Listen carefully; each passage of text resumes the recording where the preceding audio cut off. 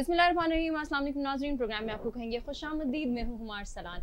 नाज़रीन, हम आम तौर पे जब भी बात करते हैं किसी भी शोबे को इख्तियार करने के हवाले से, अपने बच्चों की अवेयरनेस के लिए, अपने बच्चों की आला तालीम के लिए, तो मेडिकल एक ऐसा प्रोफेशन है, एक ऐसा शोबा है जो सर फहरिस्त है हम सब के जहनों में। अब मेडिकल की तालीम हासिल करना कितना आसान है, कितना मुश्किल है, इसके लिए कौन से इंस्टीट्यूट का इंतखाब करना ज़रूरी है, हमारी अवेयरनेस कौन करेगा, पेरेंट्स इस हवाले से क्या जानते हैं, कितना जानना उनके लिए ज़रूरी है, या हमारे टीचर्स किस तरह से बच्चों को, तलबा को अवेयरनेस क्रिएट कर सकते हैं, उनको डायरेक्ट कर सकते हैं, उनको एजुकेट कर सकते हैं, उनको गाइडलाइन प्रोवाइड कर सकते हैं।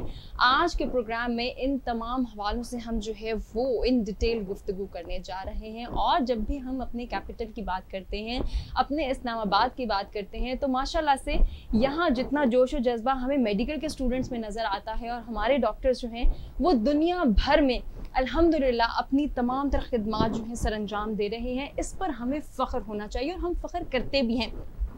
यहाँ ज़रा ये बात भी काबिल गौर है कि हम अपने स्टूडेंट्स को क्या सिखा रहे हैं, किस तरह से उनको मेडिकल की तालीम दी जा रही है, कौन कौन से इंस्टीट्यूट इसमें अपना किरदार अदा कर रहे हैं और उनके पीछे कितनी जिद्दोजहद है, कितनी मेहनत है। इस हवाले से आज के प्रोग्राम में बात करेंगे। हमारे साथ जो मेहमान मौजूद हैं उनका तारुफ भी कराएंगे, गुफ्तगू का आगाज़ भी करेंगे और उनका सबसे पहले शुक्रिया भी अदा करेंगे कि उन्होंने अपने कीमती वक्त से हमें वक्त दिया। नाज़रीन, हमारे साथ मौजूद हैं Islamabad medical and dental college और doctor Akbar Niazi teaching hospital के मैनेजिंग डायरेक्टर यासिर खान नियाजी साहब। खुशामदीद कहेंगे। अस्सलाम वालेकुम। वालेकुम सलाम जी, थैंक यू वेरी मच। शुक्रिया सर, आपका शुक्रिया, आपने इतना जो है वो वक्त हमें दिया, अपना कीमती वक्त निकाला। आज हम सबसे पहले तो आपसे जानना चाहेंगे Islamabad medical and dental college के हवाले से, और थोड़ा ज़रा स्टार्ट में अपने हवाले से भी हमें बताइए। Islamabad medical and dental college Islamabad के एरिया में बड़ी पुरफजा जगह पे मरगरा हिल्स के दामन में, मरी के नवाह में वाक़ है, बाराखू के एरिया में। हम अपने जो कैंपस है उसका बड़ा फ़ख्र करते हैं, क्योंकि उसमें बड़ा अच्छा माहौल स्टूडेंट्स को ना सिर्फ तालीम हासिल करने के लिए बल्कि उनकी जहनी अफजाइश के लिए भी मौजूद है। Islamabad medical and dental college अपनी इस बात पे इनफरादियत रखता है क्योंकि हमारे जो फैकल्टी है वो किसी से कम नहीं है, और बल्कि हम अपनी फैकल्टी पर जो है ना बड़ा फ़ख्र करते हैं कि हमारे पास जो लोग वहाँ पर शामिल हैं तालीम के और स्टूडेंट्स की ट्रेनिंग करने में। और इसके साथ ही जो हमारे अकबर नियाजी टीचिंग हॉस्पिटल है, जो टीचिंग हॉस्पिटल है वो मेडिकल कॉलेज के लिए बहुत इंपॉर्टेंट होती है, क्योंकि जो प्रैक्टिकल मेडिकल में जो ट्रेनिंग होती है उनकी वो हॉस्पिटल में होती है। तो इसलिए उस एरिया में अकबर नियाजी टीचिंग हॉस्पिटल जो है it's a purpose build very modern teaching hospital, जो हर किस्म के मॉडर्न जो वसाइल बुरकाल आती है स्टूडेंट की, ना सिर्फ स्टूडेंट की ट्रेनिंग के लिए बल्कि जो उस इलाके के जो मरीज हैं उनको सेहत की सहूलत मुहैया। बिल्कुल सही, आपने जो पॉइंट रेज किया ना, इसको मैं चाहूँगी थोड़ा सा और एलेबरेट करें। एक तो माहौल, फिर एनवायरनमेंट का किरदार, क्योंकि जब हम ये देखते हैं शहर की भीड़ भाड़, हसन एंड बसल, इतना ट्रैफिक, हंगामा, शोर शराबा, उससे निकल के एक एरिया में आप जाएं और पुरफिज़ा मकाम में, जिस तरह से आपने भी इसको मेंशन किया, वहाँ जाके स्टूडेंट्स किस तरह से ख़ुद को जो है वो काम डाउन करते हैं, फिर उसको महसूस करना चाहते हैं कि एक तो नेचर हमारे करीब है, फिर इस नेचर से ही हमने सीखना है। डेफिनेटली मेडिकल के शोबे की जब हम बात करते हैं, देखिए मेडिकल का शोबा थोड़ा सा बाकी शोबों से ज़रा सख्त होता है, इसलिए क्या नाम है डॉक्टरों की इज्जत भी ज़्यादा की जाती है, ऐसे क्योंकि ये काफ़ी स्ट्रेसफुल होती है। तो इसलिए माहौल और जो आपका जो इन्वायरमेंट है उसका बहुत ज़्यादा दखल होता है, क्योंकि चूँकि वो स्ट्रेसफुल टफ एजुकेशन सिस्टम है, उनकी तालीम है, तो उनको अगर थोड़ा सा माहौल मिल जाए अपने आप को थोड़ा सा रिलैक्स करने के लिए, तो वो बड़ा इंपॉर्टेंट होता है। तो इसी को हमने देखते हुए हमने उसका इंतखाब किया, और आपने बिल्कुल सही फरमाया कि शहर से हमने जानबूझकर दूर बनाया ताकि हम उनको एक माहौल वो मुहैया कर सकें। लोग ये बात करते हैं ना, ये दूर क्यों है, ये जरा हट के क्यों है, तो मैं चाह रही हूँ कि आप उसको बताएं कि ये क्यों। देखें जी, ये इसी वजह से, क्योंकि हम कैंपस एनवायरनमेंट जिसे कहते हैं, देखिए बिल्डिंग्स के अंदर, घरों के अंदर कॉलेजेस और वो बने हुए हैं, तो वहाँ पर आपको वो माहौल नहीं मिलता। अब हमारे पास ये है कि हमारे स्टूडेंट्स के पास बहुत ज़्यादा ओपन स्पेस है जिसमें वो जाते हैं, और इसकी वजह से उनको जो माहौल, हमारे ज़्यादातर स्टूडेंट्स अट्रैक्ट भी उस माहौल की वजह से होते हैं, क्योंकि जब वो दाखिला लेने आते हैं, वो कैंपस को देखते हैं तो वो कहते हैं नहीं यहाँ पे हमने इस कैंपस में पढ़ना है, क्योंकि उसका बहुत असर होता है। जैसे मैंने कहा कि मेडिकल की education is a very tough, very dry, और वहाँ पे आप हर वक्त मरीजों के साथ, लोगों के दुख दर्द के साथ होते हैं, तो आपको रिलैक्स करने के लिए एक माहौल चाहिए होता है। और हमने इस जगह का इंतखाब इसलिए किया कि एक खुली जगह होगी, पुरफजा होगी, और वहाँ पे उनको रिलैक्स करने का मौका मिलेगा। और फिर यह है कि वहाँ पर ही हमारे स्पोर्ट्स की फैसिलिटीज़ मौजूद हैं। और वो हैं, तो सब कुछ हम उसी जगह पर उनको मुहैया करें, ताकि वक्त स्टूडेंट ज़्यादा से ज़्यादा वक्त अपने कैंपस में गुजारें और एक पुरफजा और अच्छी जगह पे, अच्छे माहौल के अंदर अपनी क्योंकि हम माहौल की बात करें तो स्टूडेंट्स के एंड से तो हमने देख लिया माहौल का अच्छा होना कितना ज़रूरी है। यकीनन पेशेंट्स के लिए भी ये बहुत ज़रूरी है कि वो अपने दुख दर्द में मुब्तला हैं, मरीज़ हैं, दुख में हैं, दर्द हो रहा है, उन्हें नहीं पता वो सेहतयाब होंगे नहीं, बहुत ज़्यादा लोग मायूसी का शिकार भी हो जाते हैं। तो जब हम अकबर नियाज़ी टीचिंग हॉस्पिटल की बात करते हैं, वहाँ मरीजों के लिए कितना ज़रूरी है कि उनको रिलैक्स भी किया जाए, उनको जो है वो काम डाउन भी किया जाए, और फिर नेचर के करीब उनको भी रखा जाए कि ये नाउमीद ना हो, ये मायूस ना हो। जी हाँ, देखिए अकबर नियाज़ी टीचिंग हॉस्पिटल को हम एक कॉन्सेप्ट हॉस्पिटल कहते हैं। अच्छा। ये कॉन्सेप्ट हमारे बना हुआ जो हमारा था, जिसे है quality health care, standardised health care, लेकिन at the same time affordable health care, कि लोगों की दस्त तरस और से दूर ना हो, हर एक के लिए माहौल।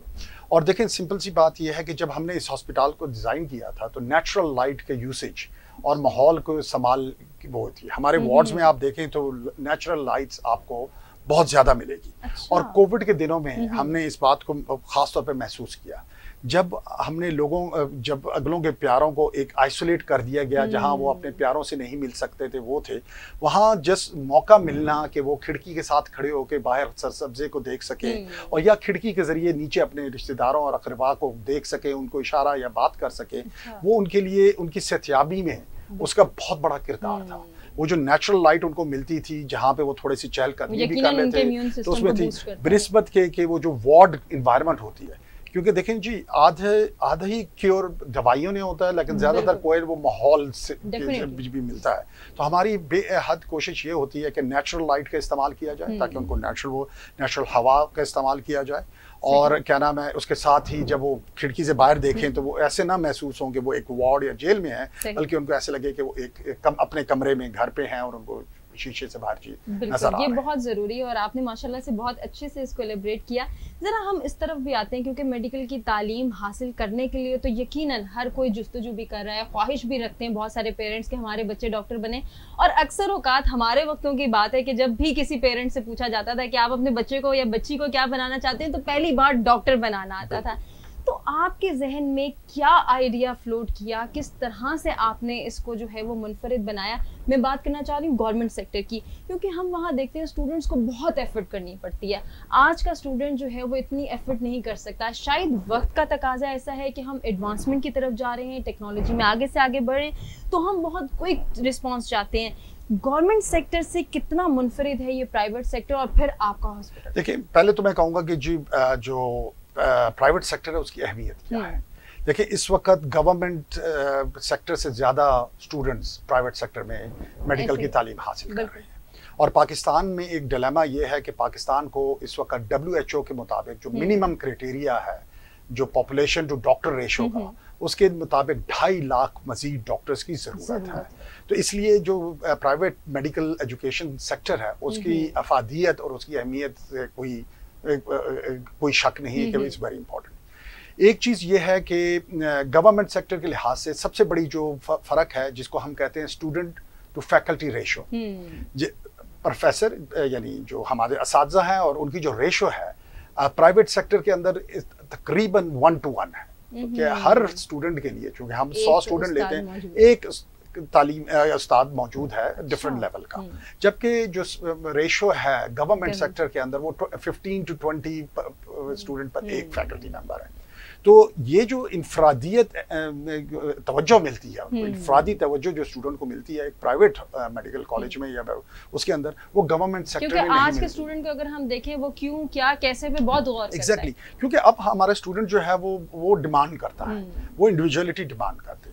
और आपने जैसी बात कही कि ये हमेशा सॉर्ट आफ्टर है, हर एक का जो स्टूडेंट्स अच्छे स्टूडेंट्स होते हैं, टॉप के स्टूडेंट्स जो होते हैं, उनकी हमेशा ख्वाहिश यही रहती है कि उनकी पहली चॉइस हमेशा मेडिकल है, और इसलिए हम ज़हीन तरीन स्टूडेंट्स इस तबके में और इस ट्रैक पर आते हैं। तो एक तो ये है, सेकेंडली जो है टेक्नोलॉजी और मॉडर्न टीचिंग टेक्निक्स। जैसे अब हमारे यहाँ जो है वो एक है इंटीग्रेटेड करिकुलम की हम बात करते हैं, जो एक मॉडर्न तरीका है, मुख्तलिफ जो आपके क्लासरूम से हट कर ज़्यादा से ज़्यादा प्रैक्टिकल में जहाँ स्टूडेंट्स को इंगेज किया जाता है। पहले साल से उनको हॉस्पिटल से एक्सपोज किया जाता है।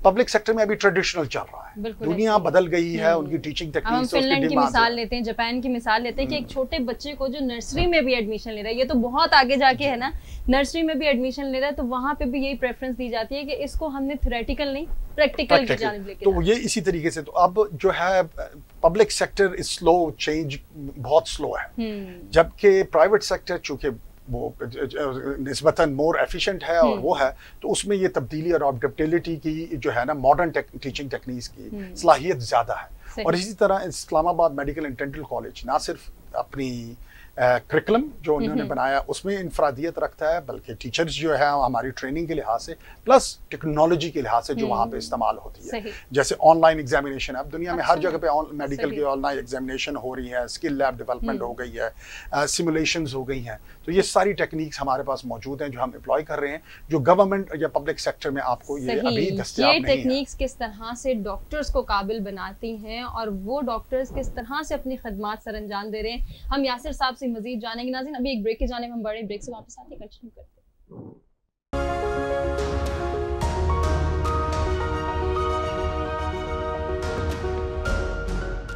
जी वेलकम बैक। प्रोग्राम में एक मरतबा फिर से आपको कहेंगे खुशामदीद। आज का प्रोग्राम बहुत इंटरेस्टिंग है, जिसमें हम मेडिकल के शोबे के हवाले से बात कर रहे हैं और ये भी जानने की कोशिश कर रहे हैं कि Islamabad medical and dental college किस तरह से मॉडर्न टेक्निक्स के ज़रिए मॉडर्न एजुकेशन प्रोवाइड कर रहा है और डॉक्टर्स को किस तरह से मज़ीद काबिल बना रहा है। आज का स्टूडेंट जो कि काबिलियत के मयारात को देखता है, क्यों क्या कैसे के सवालात देखता है, और वो चाहता है कि दुनिया भर में जितनी एडवांस टेक्नोलॉजीज़ चल रही हैं, जितनी भी इक्विपमेंट यूज़ हो रहा है, वो हमें भी मिले, हम भी उसको जो है वो हम उससे फैसिलिटेट हो सकें, हमें वो तमाम तर चीज़ें मैसर हों। तो Islamabad medical and dental college ये तमाम तर सर्विसेज प्रोवाइड कर रहा है और किस तरह से स्टूडेंट्स को काबिल बना रहा है। ब्रेक पे जाने से कबल हम इस हवाले से बात कर रहे थे। मैं यासिर साहब से गुफ्तगू करना चाहूँगी और सर आपसे रिक्वेस्ट करेंगे कि आज के डॉक्टर को आप आज से 20 साल कबल, 20 साल 25 साल कबल हम जब जाते हैं, तो जो डॉक्टर्स हम बना रहे थे, जो ज़्यादातर गवर्नमेंट सेक्टर प्रोड्यूस कर रहा था, कितना डिफर हो गया है आज जब वो मॉडर्न इक्विपमेंट को यूज़ कर रहा है, उससे फैसिलिटेट हो रहा है। और जिस तरह से आप पहले भी जिक्र कर रहे थे कि आजकल हम थ्योरेटिकल से ज़्यादा प्रैक्टिकल वेज अपना रहे हैं, तो किस तरह से आज के डॉक्टर को आप देखते हैं कि वो काबिलियत के मयारात से ऊपर जा रहा है? देखिए, काबिलियत के लिहाज से तो पाकिस्तान अल्हम्दुलिल्लाह इस बात से बहुत है कि उनके डॉक्टर्स हमेशा दुनिया में काबिलियत के लिहाज से और अपने स्किल्स के लिहाज से पहचाने जाते थे और पहचाने जाते हैं। तो एक ये ऐसा शुबा है जिसने हमेशा दुनिया के अंदर बहुत कंट्रीब्यूशन किया है पाकिस्तान की तरफ से, और पाकिस्तान के डॉक्टर आलमी लेवल पर शोहरत हासिल कर चुके हैं। आज का डॉक्टर आज से 15 यहाँ के आज से 5 साल से डॉक्टर से बहुत मुख्तलिफ है। एक टेक्नोलॉजी आपने खुद जिक्र किया, आर्टिफिशियल इंटेलिजेंस का दौर है जहाँ पे मशीन बेस्ड लर्निंग आ रही है। डायग्नोस्टिक्स आपकी एक और लेवल तक पहुँच गई है, आपकी जो है रोबोटिक सर्जरीज आ गई हैं। हम अभी थोड़ा सा पीछे हैं, ये टेक्नोलॉजी डिप्लॉय नहीं हो रही।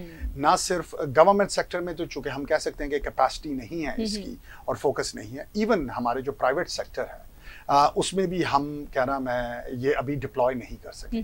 इसका मेन रीज़न ये है कि ये टेक्नोलॉजी थोड़ी सी महंगी होती है। तो हमारे यहाँ चूँकि ज़्यादातर लोग सेहत सहूलत प्रोग्राम से पहले ज़्यादातर लोग चूँकि अपने जेब से और अपनी उससे खुद खर्च करते थे, तो एक अफोर्डेबिलिटी एलिमेंट था जिसकी वजह से ये टेक्नोलॉजीज अभी डिप्लॉय नहीं हुई। उसके बावजूद हमारे जो डॉक्टर्स काम कर रहे हैं और जो वो रिजल्ट्स देते हैं, और कोविड में दुनिया के सामने हैं, जो माशाल्लाह पाकिस्तान को अल्लाह मियां ने पर रहम किया, और लेकिन उसके बाद हमारे डॉक्टर्स और हमारे पैरामेडिक्स और हमारे सेहत के शोबा के लोगों पर को खराज तहसीन पेश करना चाहिए कि उन्होंने जिस तरीके से इसको कंट्रोल किया, लेकिन तो वो भी बहुत काबिल जिक्र है। लेकिन हमें अल्टीमेटली अपने करिकुलम में, ख़ासतौर पे पोस्ट ग्रेजुएशन में, और उसमें इन टेक्नोलॉजीज़ को और इन मॉडर्न टेक्निक्स को हिस्सा बनाना पड़ेगा। अगर नहीं बनाएंगे तो फिर वही होगा जिसका जिक्र हम ब्रेक में कर रहे थे कि ब्रेन ड्रेन। हमारे जो अच्छे स्टूडेंट्स हैं, अच्छे डॉक्टर्स हैं, वो फिर इस मॉडर्न और सुपर स्पेशलाइजेशन करने के लिए फिर वो बाहर जाएंगे। जब वो बाहर जाते हैं तो फिर उनको, हमारे चूंकि डॉक्टर्स अच्छे होते हैं, उनको वो वापस नहीं। अच्छा, ये तो हमने आमतौर पे भी देखा है कि आजकल अगर हम वालिदैन के एंड से भी देखें या स्टूडेंट्स के एंड से भी देखें, पढ़ो लिखो और बाहर जाओ, बाहर जाके अपनी सर्विसेज प्रोवाइड करो। ये हम जानते हैं, हमारे यहाँ काबिलियत बेइंतहा है, लेकिन ये भी हमें जो है वो माइंडसेट चेंज करना है कि पढ़ो लिखो और पाकिस्तान में सर्व करो। बिल्कुल, लेकिन इसके अंदर देखें जी इंडस्ट्री का भी रोल है। देखें, हर चीज़ हम गवर्नमेंट को नहीं है, हमें अपने आप को, उनको वो मौके मुहैया करने पड़ेंगे। इंडस्ट्री को अपने आप को कंपेटिटिव करना पड़ेगा। देखिए, इट्स ए ग्लोबल वर्ल्ड, एक वो है, वो जहाँ पर उनको ज़्यादा अहमियत मिलेगी, वो वहाँ जाएंगे। रिसोर्स जैसे आपकी बाकी गुड्स मूव करते हैं, उसी तरह आपका ह्यूमन रिसोर्स भी मूव करता है। अब दुनिया में बॉर्डर्स खत्म होते जा रहे हैं, और जहाँ पे टैलेंट, जहाँ पे उसको रिस्पेक्ट मिलेगी, वो वहाँ जाएगा। तो हमें उसको रिस्पेक्ट देनी पड़ेगी। देखें, इस वक्त पाकिस्तान के डॉक्टर्स एज कम्पेयर टू दुनिया के आलमी मैयार के लिहाज से आर वेरी लेस पेड। हमारे गवर्नमेंट सेक्टर के अंदर भी हम उसका मुकाबला नहीं करते, और प्राइवेट सेक्टर में तो बिल्कुल ही नहीं करते। तो इसलिए हमें थोड़ा सा अपने आप को, इंडस्ट्री को एज ए होल, जो हेल्थ केयर इंडस्ट्री है प्राइवेट सेक्टर, उसको अपने आप को थोड़ा सा मुनज़्ज़म करना पड़ेगा और रिस्ट्रक्चर करना पड़ेगा। हमें थोड़ी सी वो कॉर्पोरेट थिंकिंग लानी पड़ेगी, और अपने आप को मेरा ख्याल है यहाँ पे अगर हम बात करें तो हमारे जो है गवर्नमेंट सेक्टर को भी इसमें इन्वॉल्वमेंट शो करनी पड़ेगी। जैसा कि हम सब जानते हैं, और ये बात मैं ज़रूर यहाँ मेंशन करना चाहूँगी कि माशाल्लाह से Islamabad medical and dental college को जो है वो सदर पाकिस्तान जनाब आरिफ अलवी साहब की जानिब से हेल्थ केयर एक्सीलेंस अवार्ड से भी नवाजा गया। मैं चाहूँगी सर इसको भी हम मेंशन करें ताकि जो हमारा प्राइवेट सेक्टर है वो मज़ीद ग्रूम करे। देखिए जी, ये हमारे लिए बहुत बड़े फ़ख्र की बात थी। इस्लामाबाद चेंबर की तरफ से ये अवार्ड प्रेसिडेंट साहब ने हमें दिया, और ये हमारे जो हमारा मेहनत और हमारे जो हार्ड वर्क था उसकी रिकग्निशन है। इस्लामाबाद मेडिकल डेंटल कॉलेज और अकबर नियाजी टीचिंग हॉस्पिटल, जैसे हमने कहा कि हम इंसानियत पहले और बाकी चीज़ें बाद में होती हैं, उस पर हम कोशा हैं। और ना सिर्फ ये कि हम सिर्फ क्या नाम है अच्छी सेहत की सहूलियात और एजुकेशन दे, बल्कि बेहतरीन और आलमी म्यार के मुताबिक वर्ल्ड क्लास क्वालिटी जो है उस पर हम वो करते हैं।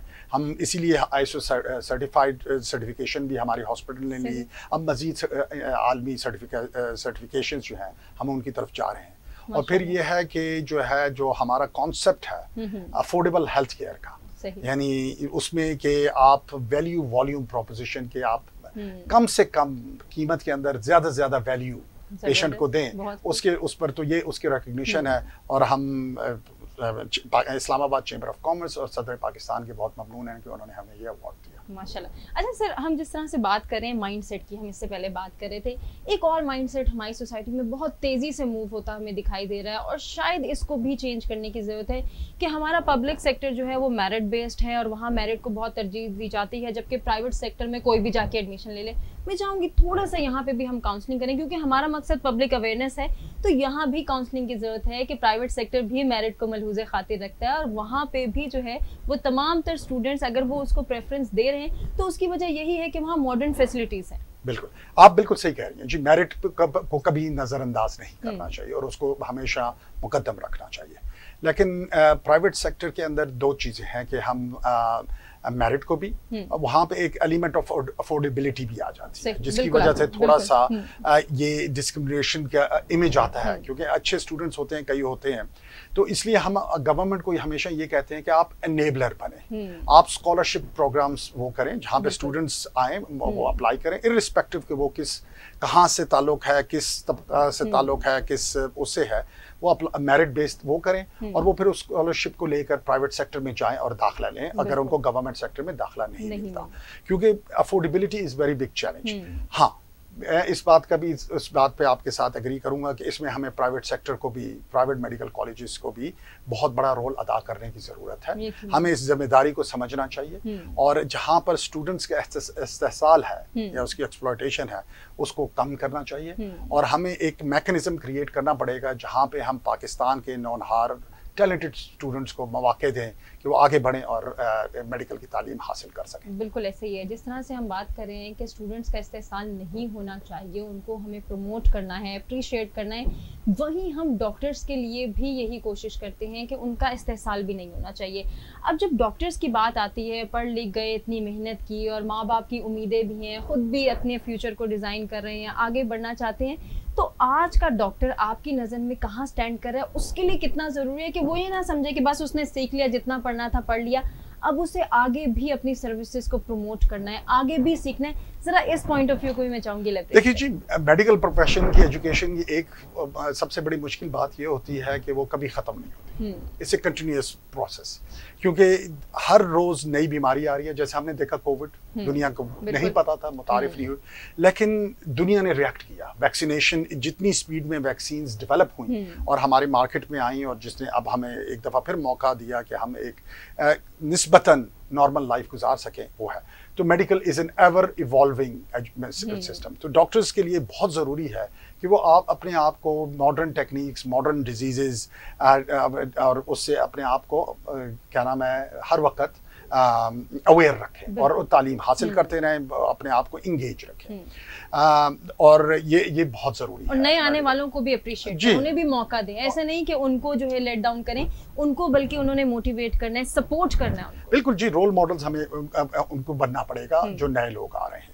और फिर ये है कि हमने उसमें से कमर्शियल एलिमेंट को निकाल के खिदमत और इंसानियत के एलिमेंट को सामने रखना। तो ये आपकी बहुत अच्छी बात है। इसी के साथ मैं आपसे गुजारिश करूंगी, क्योंकि हमारे प्रोग्राम का वक्त कम है, तो आप हमारे व्यूअर्स को कोई मैसेज देना चाहते हैं? देखिए जी, आपने इसी तरह बात की तो मैं एक आपके जरिए व्यूअर्स को, खासतौर पे हमारी जो बहनें हैं जो डॉक्टरी की तालीम लेती हैं और उसके बाद घर बैठ जाती हैं, मैं एक मैसेज देना चाहूँगा कि अपनी तालीम को ज़ाया ना करें। बेशक आपने क्या नाम है, आप प्रोफेशनली ज्वाइन ना करें, लेकिन खिदमत का अंसर। Very sorry to interrupt you, यहाँ जो है ना वो थोड़ा सा हमें एक स्टेज पीछे जाना पड़ेगा। जो सास हैं उनको भी चाहिए, मेडिकल प्रोफेशनल बहू तो देख ली, डॉक्टर बहू तो देख ली, लेकिन उसे काम नहीं करने दिया, जरा उनको भी प्लीज मेंशन। जी हाँ, बिल्कुल। देखें, आई थिंक अगर किसी को बहू या किसी को मेडिकल डॉक्टर बीवी मिलती है, आई थिंक उनको बड़ा लकी अपने आप को महसूस करना चाहिए और उनको ये भी बात समझनी चाहिए कि अगर किसी ने मेडिकल की तालीम ली है तो वो जब वो ग्रेजुएट होते हैं तो वो एक ओथ भी लेते हैं, तो वो अपनी उस ओथ के पाबंद हैं और उस ओथ में इंसानियत की खिदमत और लोगों की खिदमत का एक आंसर है, बहुत बड़ा आंसर है। तो उनको उनके काम से रोकने से बेसिकली उनके जो ओथ है, जो उन्होंने एक अहद किया है, उसके खिलाफी होती है और आप उसमें शरीक ना हो। तो मैं वही ना सिर्फ अपनी ख़वातीन बहनों से और बेटियों से, बल्कि उन जो लोग उनके साथ सास हो गए या मियाँ हो गए, कि वो इनेबलर्स बने, उनके लिए माहौल पैदा करें कि वो इसमें इस कौम की खिदमत करें, क्योंकि हमें ज़रूरत है, हमें हर लेवल बिल्कुल ज़रूरत है। सर, बहुत शुक्रिया आपके कीमती वक्त का और इतना कुछ आपसे सीखने का और जानने का मौका मिला। यकीनन नाज़रीन आपको भी आज का प्रोग्राम पसंद आया होगा। हमारे साथ मौजूद थे यासिर खान नियाज़ी साहब, जो कि मैनेजिंग डायरेक्टर हैं और हेल्थ एक्सपर्ट भी हैं Islamabad medical and dental college के, और doctor Akbar Niazi teaching hospital की। उम्मीद करते हैं आपको आज का प्रोग्राम पसंद आया होगा। अपने फीडबैक से ज़रूर आगाह कीजिएगा, अपना ख्याल रखिएगा। आपसे चाहेंगे इजाज़त, अल्लाह के पास।